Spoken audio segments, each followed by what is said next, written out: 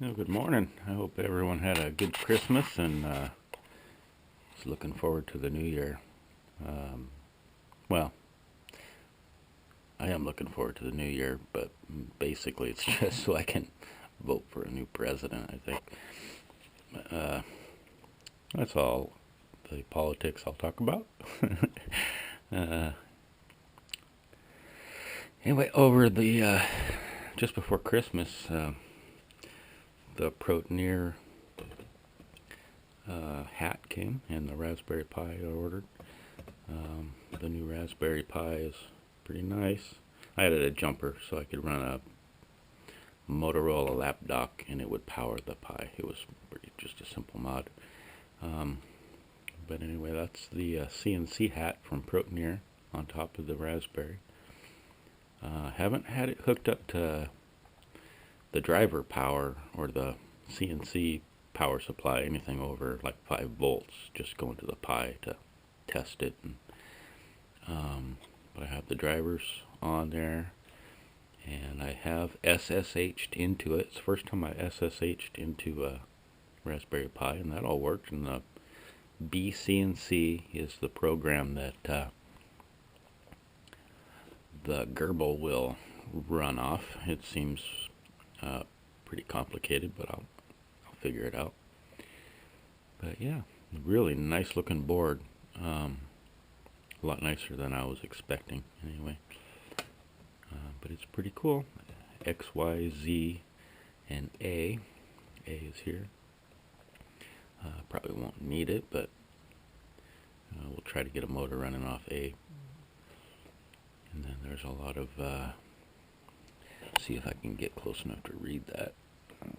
The camera won't, but there's coolant enabled, spindle direction, spindle enabled. There's the power input, 12 to 30 volts, I think it says. Really tiny writing. There's a probe, probing ground, so it can do some probing. The X, Y, and Z end stops are down here on this one. And there's a whole bunch of, I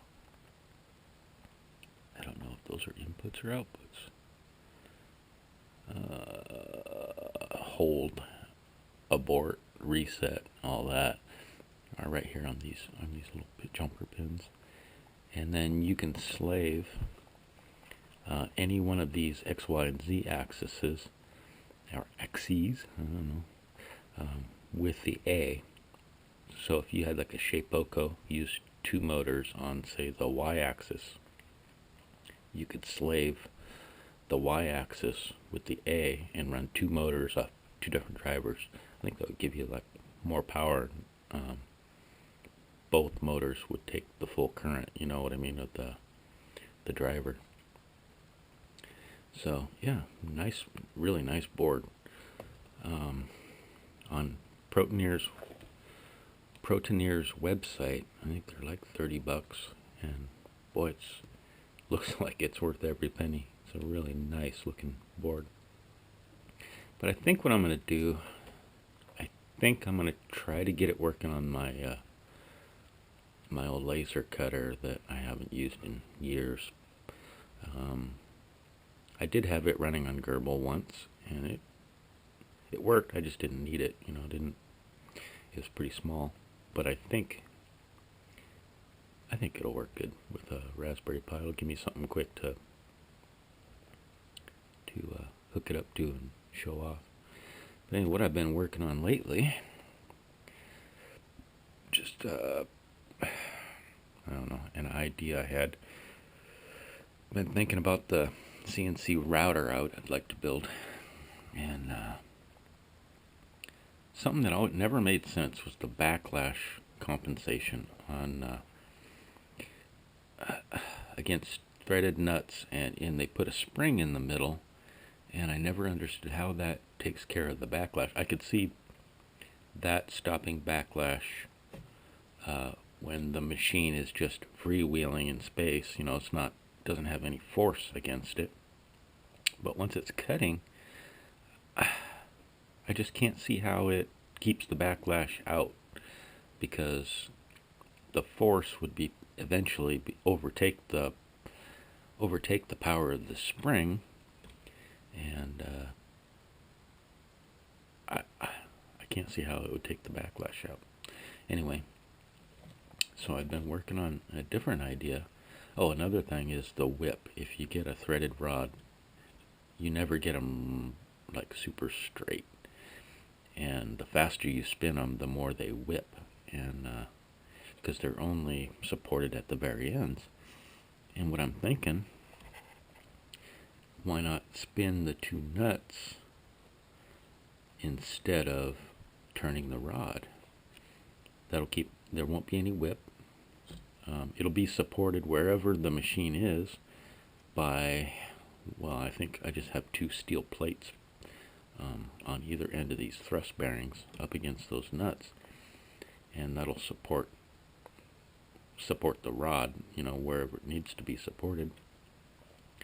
And then just a printed pulley that's driven by a XL belt.